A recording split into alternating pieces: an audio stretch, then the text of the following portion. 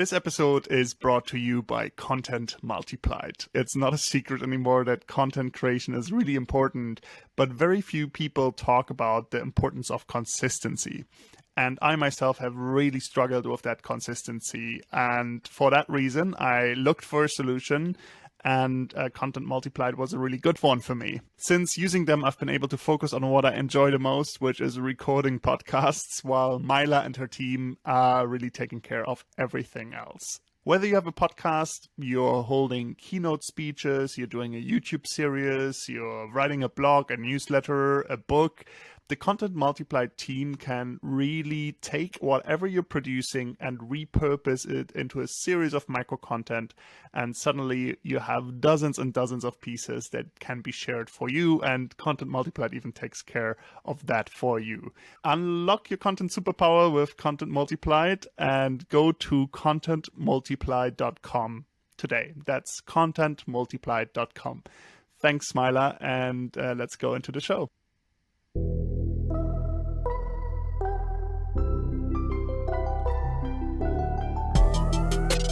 You are listening to Impact Hustlers, and I am your host, Michael Schaffrath. I have made it my mission to inspire the next generation of entrepreneurs to solve some of the world's biggest social and environmental problems. And for this reason, I am speaking to some of the best entrepreneurs out there who are solving problems such as food waste, climate change, poverty, and homelessness. My goal is that Impact Hustlers will inspire you either by starting an impact business yourself, by joining the team of one, or by taking a small step, whatever that may be, towards being part of the solution to the world's biggest problems.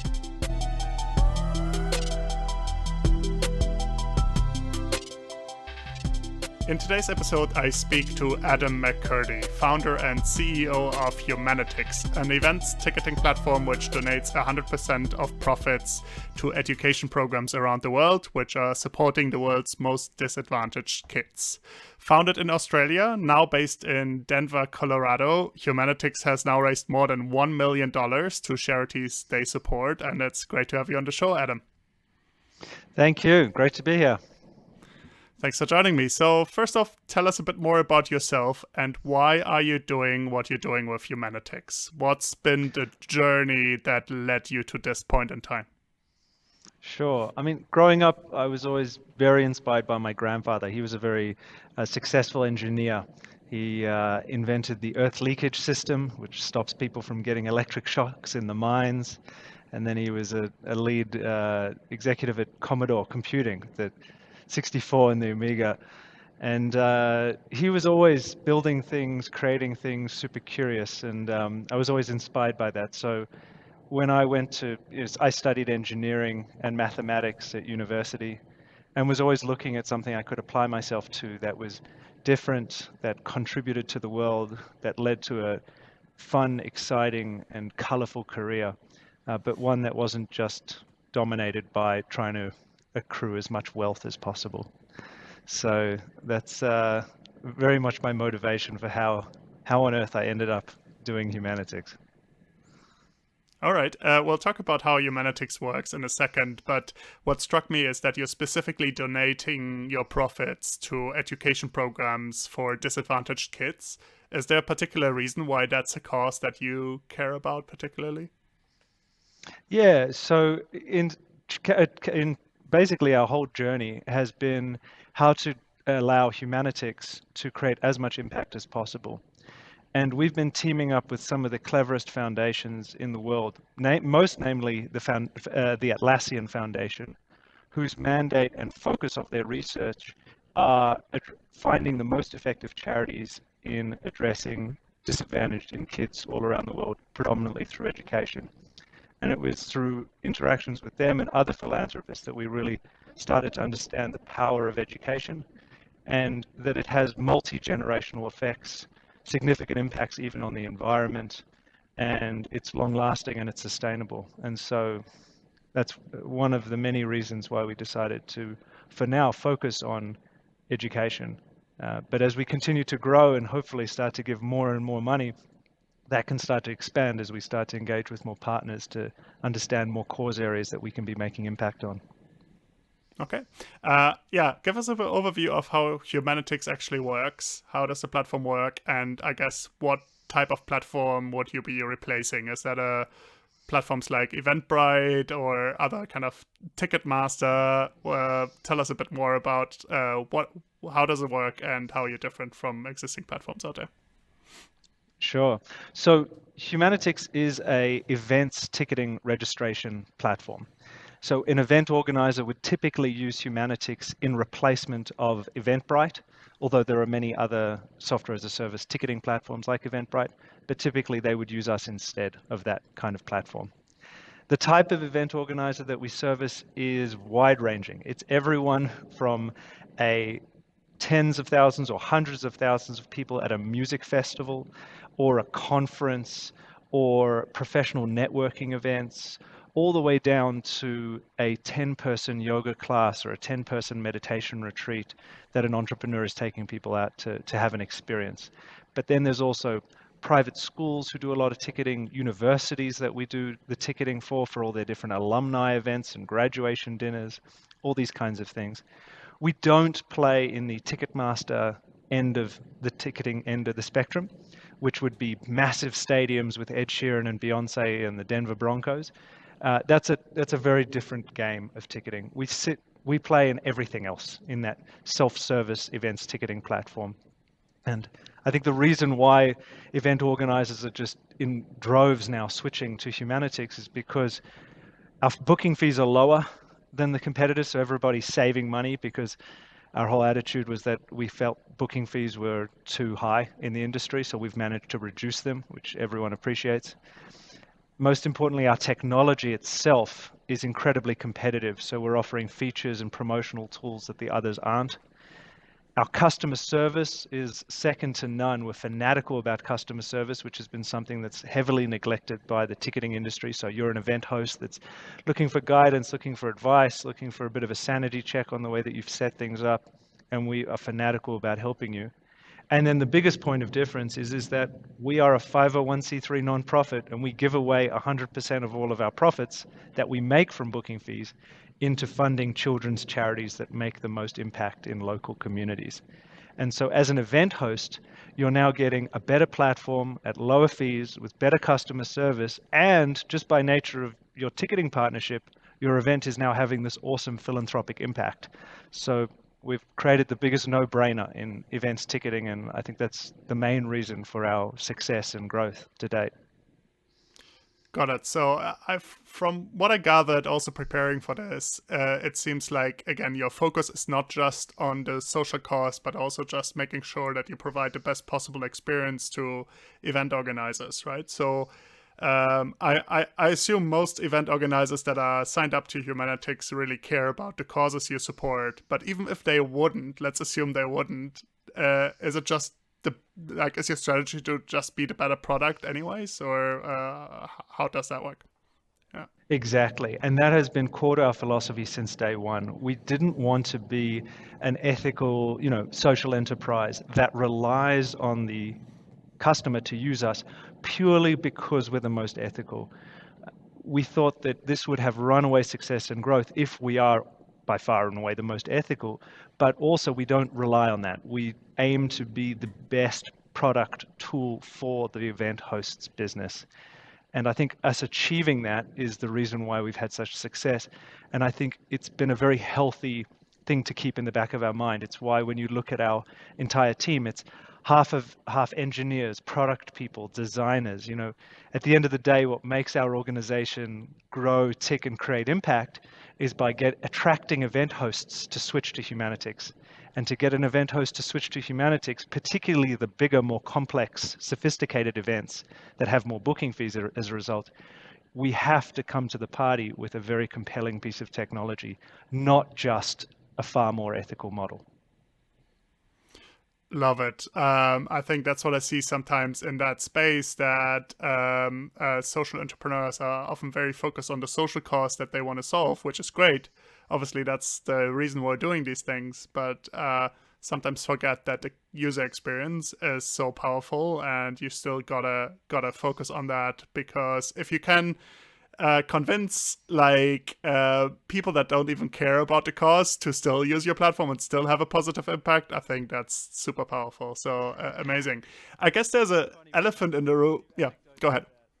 So I was just going to say we have a few funny anecdotes of that where, we'll be demoing an event organizer and they say, "Look, I like what you do, but I'm not really aligned so much with the ethical side of things. You can do what you want, but to be honest, this is lower booking fees and this is a better platform and I've heard all about it. So I'm in, and good for you. That's great that you guys donate all your profits away, but I need these features that no one else is offering that you're offering, and that's good for my business. So sign me up. I'm a new customer." And I think that is critical, where you win customers like that, not just on the ethical side of things. Love it.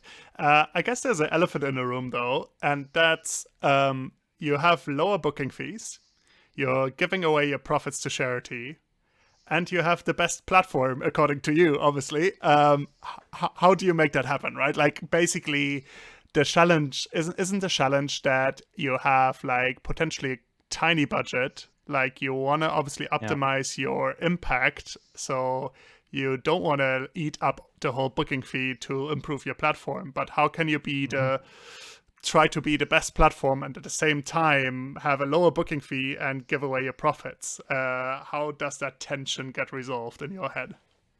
Sure. Firstly, we recognize that booking fees in the industry of ticketing are heavily inflated. So reducing them and still running a feasible business was very achievable. And so if we could do that, we did, and that's why we've done that.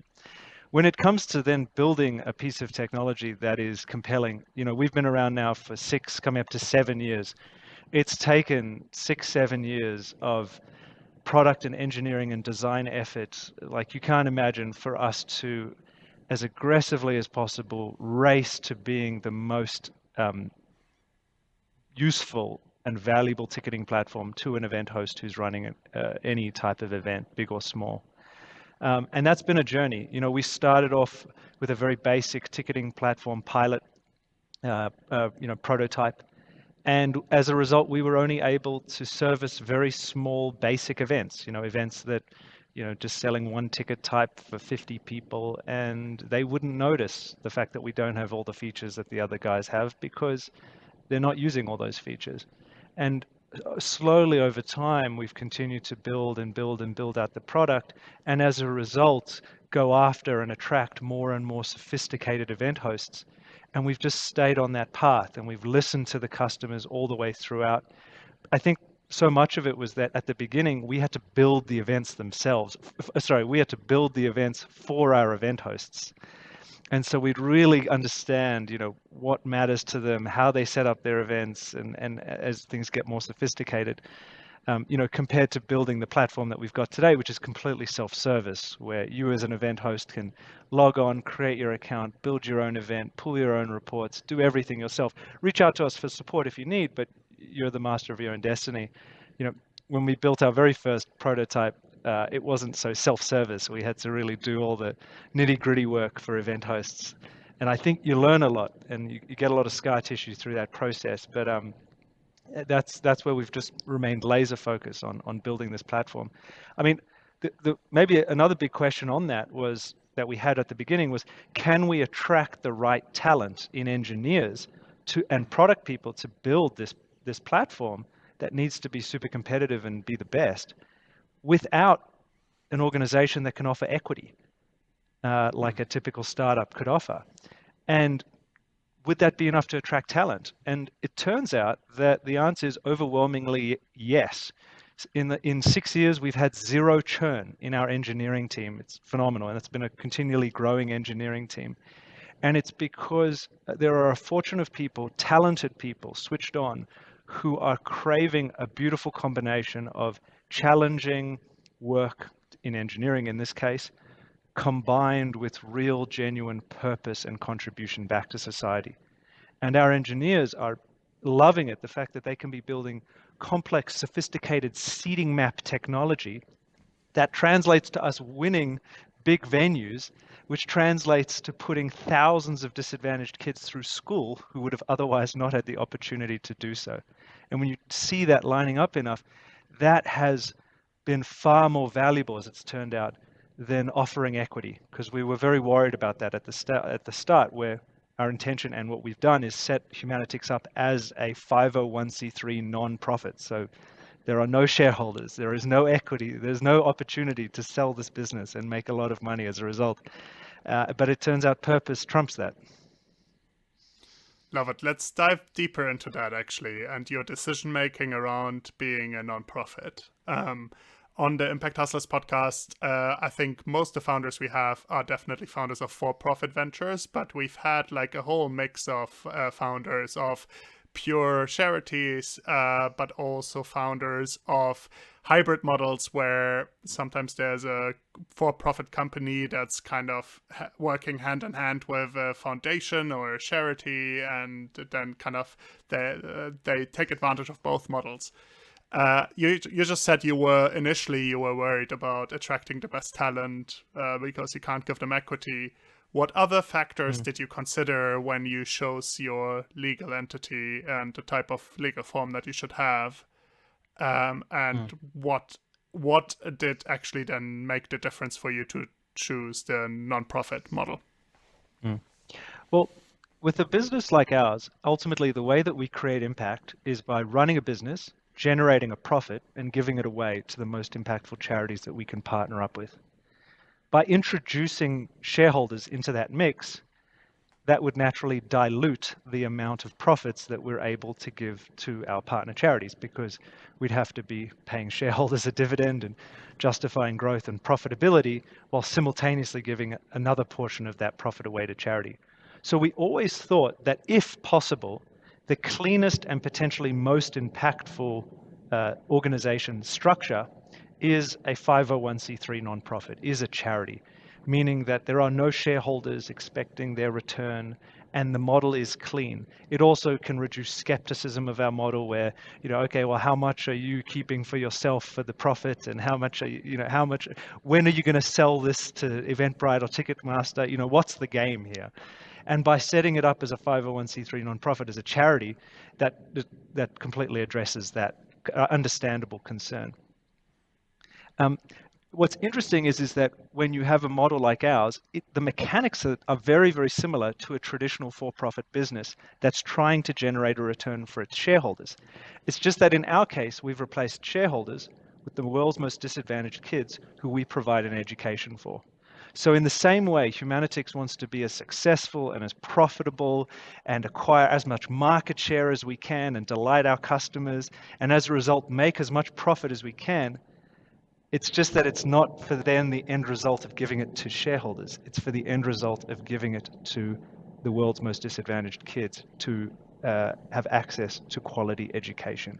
And that's why I think this is such a unique and interesting model, because it has the same drivers of capitalism. It has the same sink or swim features of the market that, if you don't come to the party with a quality product and something that's a fit, people won't use you and you won't make profit. But what is our obsession with driving shareholder wealth? You can, as we've proven, run a beautiful company that creates phenomenally high quality products, that produces a lot of profit, and as a result achieves all this impact and funds the organization itself, because just like a regular company, we use revenue to fund our operation. That's what the philanthropists who initially funded us were so excited by. And we've just replaced shareholder wealth with children's charities, and we think that has huge exciting potential for the future. Love it. And again, let's dive deeper on that point, actually, on having a revenue model embedded into what you do. You're not obviously the cliche picture of a charity is they depend on outside donations, and every year they have to raise a certain amount, and the donations need to increase every year. And you got kickstarted by philanthropic money, right? I think from Atlassian, amongst others, that have funded your initial development. but then you have a revenue model that makes it possible for you to be sustainable and not depend on anybody donating money to you as an entity. Talk us more That's through that and how that works. That's right. So at the beginning, obviously, we need to raise seed capital because, well, we don't yet have revenue and we need to hire people to build a phenomenal product to produce revenue. And so we raised that money, and the only way we could raise that money was philanthropically, because obviously we didn't have any equity to attract a venture capitalist with. So the venture capitalist said, well, that's sorry, guys, but we only give money in exchange for equity, and you guys don't have any equity. We didn't want to raise debt because I don't think we would have attracted a very nice interest rate on, just building a website from scratch. And so philanthropists were our people. And so luckily at the beginning, we attracted the Atlassian Foundation, who are a massive, beautiful foundation. They're the foundation of the company Atlassian. We won the Google Impact Challenge. That was $1 million worth of philanthropic prize money. And that's Google, who travels around the world looking for the most socially impactful ideas to fund. And then a range of high net worth individual philanthropists came to the table to fund us and support us at the beginning.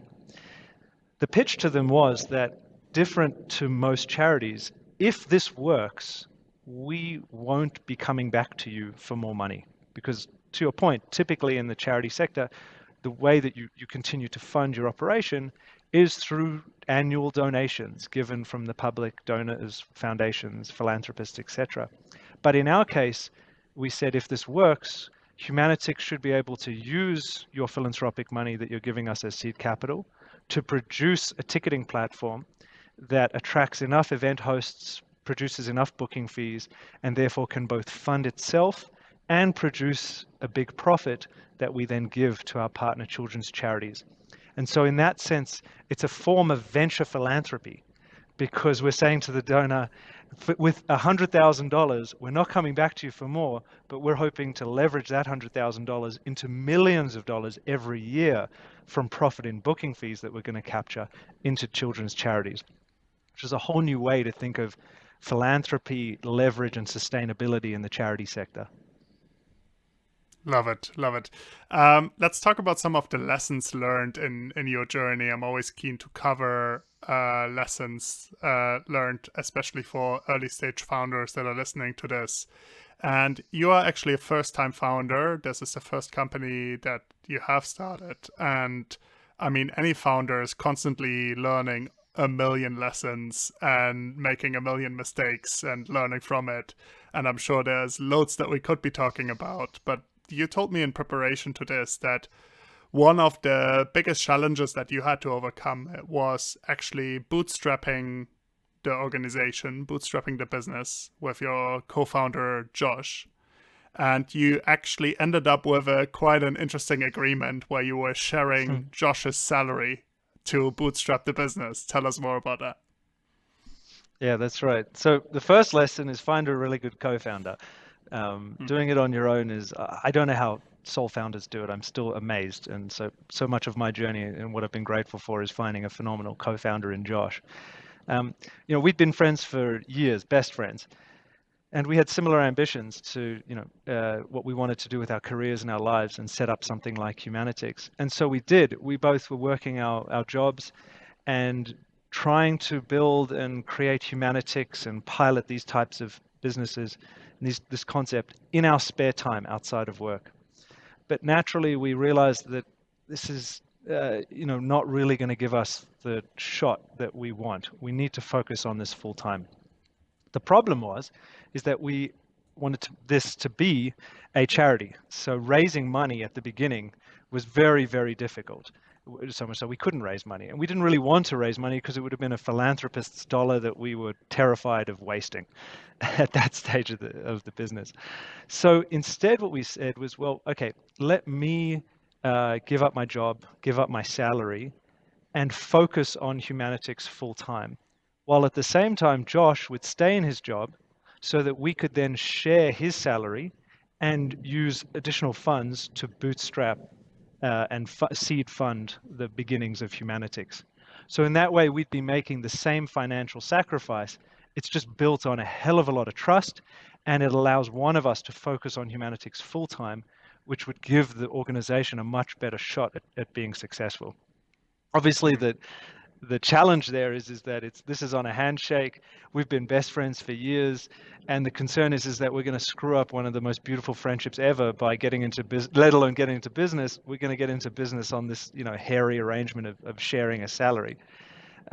But we shared a salary for 16 months while we got Humanitix off the ground, purely on a handshake, building a pilot ticketing platform, winning event hosts, and it was 16 months later that eventually we'd attracted so much success in the events ticketing industry that Josh left his job to join me full time.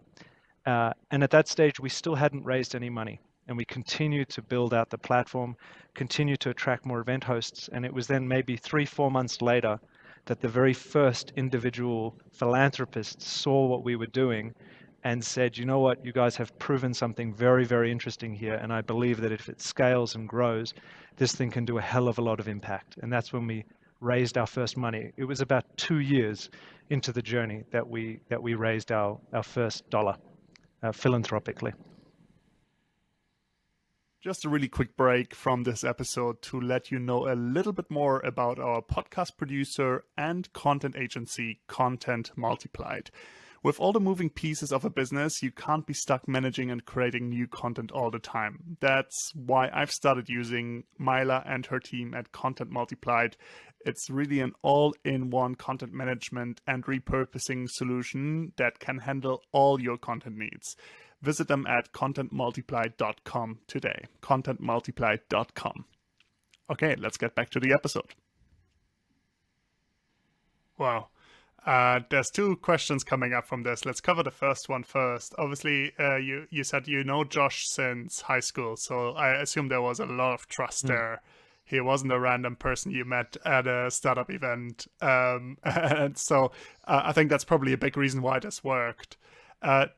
Did you ever have the fear that the friendship could suffer from this type of arrangement?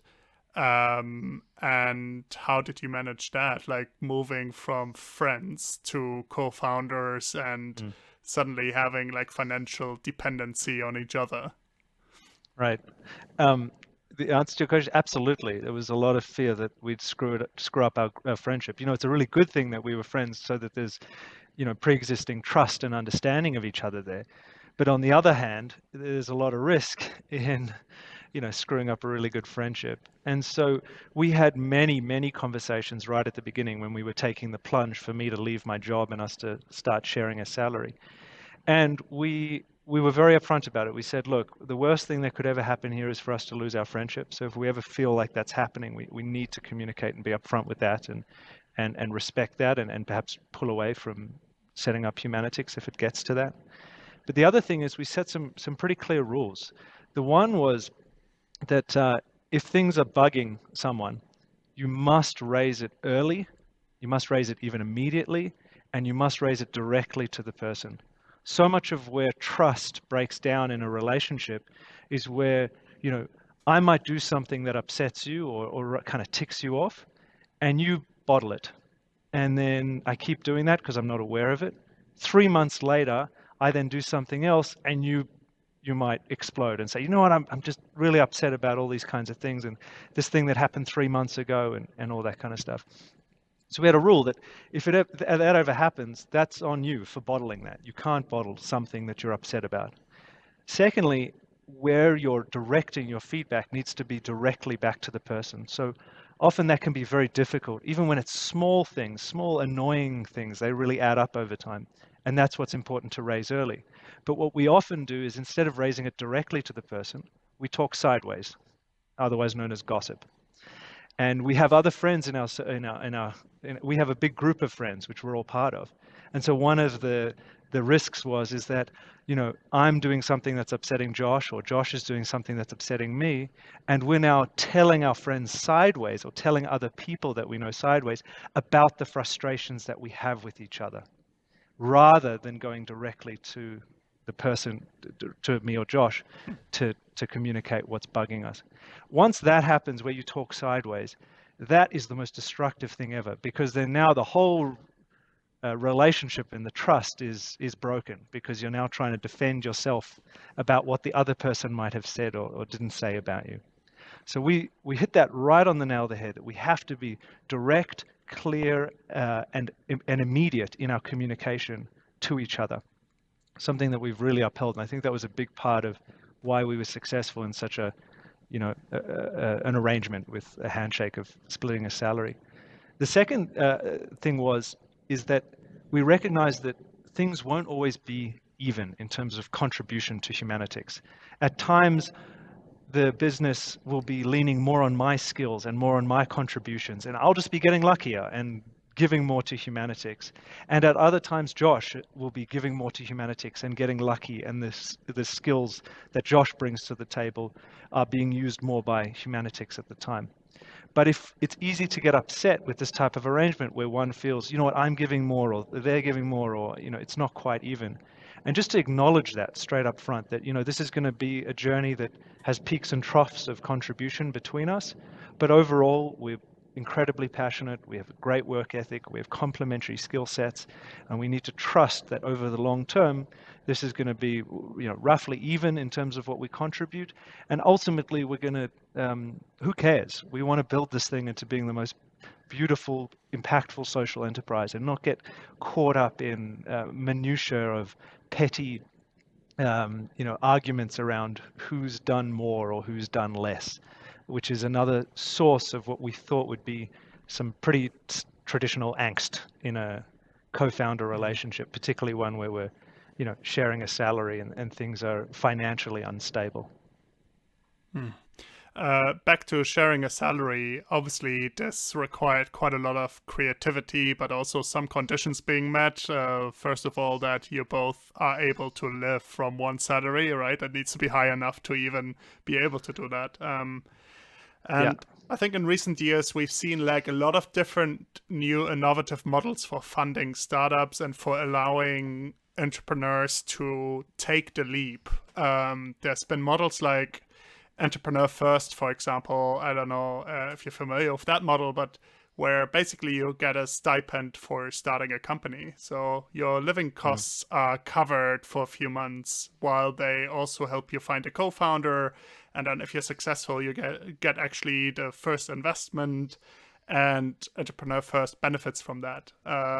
So that's been a massive impact in a lot of countries where they are active now and starting companies. But obviously that just works with the equity model where they benefit from you actually being successful in the long run. Do you think something like this is missing for nonprofits? Like, is there need for a new model of allowing people to start nonprofits like you did, even if they don't have access to their friend's salary or savings or a rich family?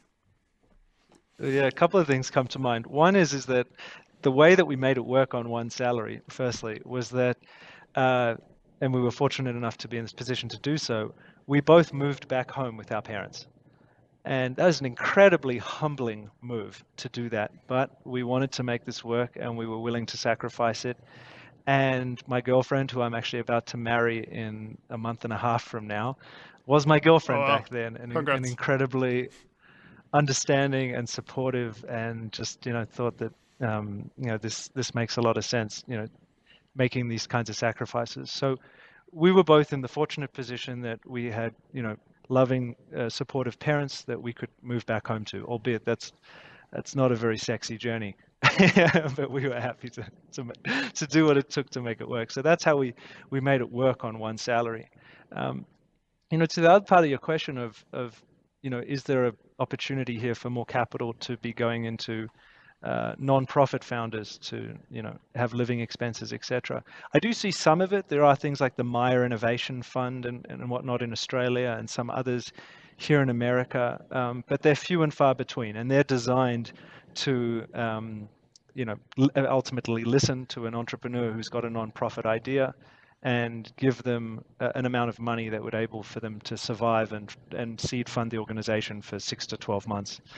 But they're very few and far between. I think that would be a very impactful way to do it. But also, entrepreneurs are entrepreneurs. You find a way to make it work. So there's kind of there's that element as well. That there's fewer resources than we want to believe that are actually necessary, and most of the rest of it is a combination, as you would know, of luck and scrappiness and getting out there and giving enough things a go and giving it a try until a fit is found. And um, money it plays a smaller part in that, I think, than we'd want to believe in those early days.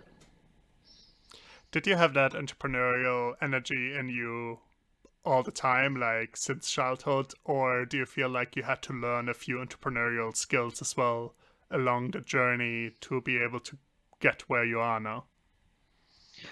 Definitely both. I've always kind of had that entrepreneurial itch. I remember when I was at university and we're coming to graduation, and I'm just hearing murmurs about everyone just saying, you know what, I just, as long as I get the grades to pass and get a job, that's what I'm hoping for. Just as long as I get a job, I'm happy with the outcome of my degree. And I remember hearing that and not realizing at the time, but that was very foreign to me. Of course I wanted a job. Of course I wanted to have an interesting career and fend for myself, but I was more interested in learning skills and seeing what I could make or do or create or build or something. It didn't quite have that same focus on just find a job. And that was the first time that I recognized probably I was a little bit different to many other people in my degree, which I was studying engineering at the time. But to be honest, I think teaming up with Josh, teaming up with a good co-founder, was so much of what gave me the oomph and the confidence to go for it. I'm very doubtful as to whether or not I would have actually had the stones to go at it myself and go at it completely alone, because I think that's a whole other level of um, inspiring a level of entrepreneurialism. And I want to think that I've got that. Maybe I've got that in myself, but I don't think I'm at that kind of level. And so for me personally, finding a really good co-founder, finding someone with complementary skills that gel. Josh has also got phenomenal entrepreneurial talents, and being able to, work with each other and feed each other. And it's so exciting when, I'm working my ass off to try to get us wins and get lucky and all this kind of stuff. And I get into the dining room table, which is our office at that stage. And Josh comes in with this big grin on his face, and he's got this win, and he said, "Oh my God, I met this person and so, and now we've got this and that." And that really boosts you. And I couldn't imagine if I didn't have that, where, occasionally you get this Josh coming in with this big smile, and occasionally I'm coming in with this big smile, excited to share my news with Josh of, something that I've brought that can really help us win. I thought that was such a key part of the journey, and why still to this day we're having so much fun doing what we're doing, and it's not a lonely journey. And I think that really matters, at least for my personality. Love it. And so far on that journey that you've been to, what has been the most difficult time for you? Has there been like a defining moment for the business or challenging Mm. time? I mean, you went through Mm. COVID as well, right? So I mean, I assume there's a lot of challenges around that, with physical events not happening. Uh, what's been your biggest challenge so far, and how did you overcome it? Yeah, definitely right up there is COVID, February, March of 2020. At the time, in January and February of 2020, Humanitix in Australia and New Zealand is exploding. Event hosts across the board are loving the product. They love our service. We're making all this impact. We're coming close to giving $1 million a year of our profits into funding children's charities. And that is when we successfully raised money to expand into the US. And so myself and Josh traveled to the US on the 27th of February of 2020. And now we're looking at the different cities that we can perhaps set up our headquarters in, and really kind of sniffing it out of how we might go about this. We were supposed to stay in America for a month, traveling east to west coast. Halfway through the trip, it's mid-March now, and the spread is happening, COVID is locking things down, and we decide to cut the trip short and quickly head home. We watched over the space of 3 days, Humanitix go from doing a fortune in events ticketing, now giving close to $1 million of profits a year to charity, to over a space of 3 days, dropping to zero, and then going into negative revenue because we're giving out more refunds in tickets than we're selling in tickets.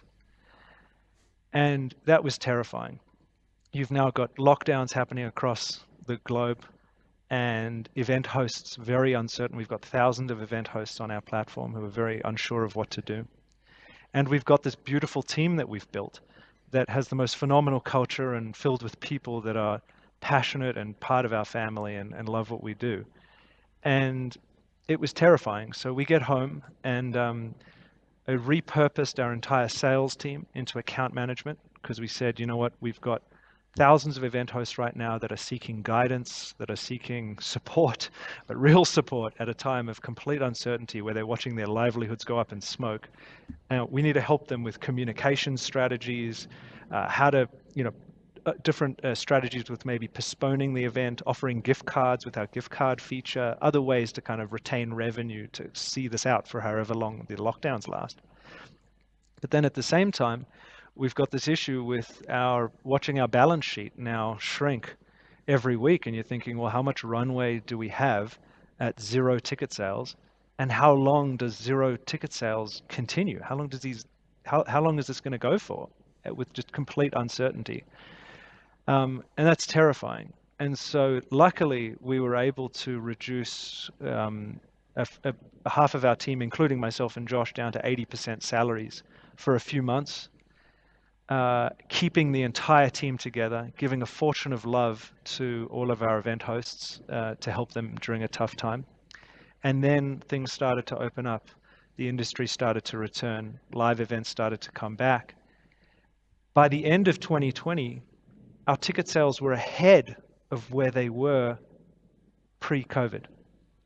And that was because word then started to spread that Humanitix was treating its event hosts with all of this love and helping them with refund strategies. We were refunding our booking fees when they were giving refunds to not leave a sting in their attendees' mouth. Whereas we found out that other ticketing platforms were reneging on payment terms and, really putting on the lawyer hat when dealing with their event hosts, and just firing thousands of staff so that the event host who used to be dealing with somebody had no one left to deal with. Completely left and exposed on their own. And so word then spread that that's how we handled ourselves in the pandemic, which was terrifying when it first hit in 2020. And that then led to us having all of these event hosts saying, you know what, I've actually been looking at you guys for a couple of years right now, loving what you're doing, but I'm ready to switch now because I got burnt bad, and I heard the way that you responded and behaved in a very difficult time.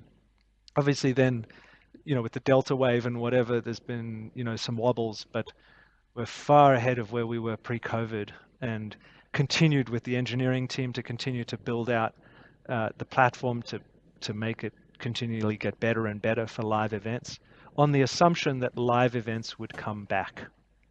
And thankfully we were right, because as it turns out, people are really craving to have a good time together and have a shared experience, which was beautiful to see. Big kudos for you for mastering that so well. I can only imagine how terrifying it must have been during that period.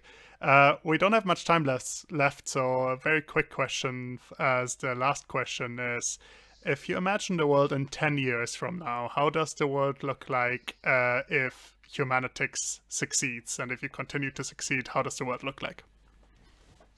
I think the world looks like a place that people understand that there are other ways to adopt capitalism in a more compassionate sense. We can have a more compassionate form of capitalism, that we can still continue to make money and build things and live the thrilling life of trying to run a business and grow a startup, but at the same time find more equitable ways where the huge upside of a company's success in a capitalist market leads to not just success of the people in the organization, but also to the lifting of the floor through which no one should be able to fall through. And I think with successes in 10 years of platforms like Humanitix and businesses like Humanitix, hopefully that will be a great example for others to follow and copy, which we're already starting to see, which is great. In other industries, where you think, well, hang on a minute, how important are shareholder values and wealth in the grand scheme of things? They're not. It's not the be all and end all of the capitalist engine. It's just one aspect that doesn't have to be the everything. Amazing. Thank you, Adam, so much for sharing your journey, for being vulnerable, for sharing the challenges and your amazing mission. Thanks very much for sharing that with us, and really good to connect with you. Thanks, Adam. Likewise, thank you. Appreciate it.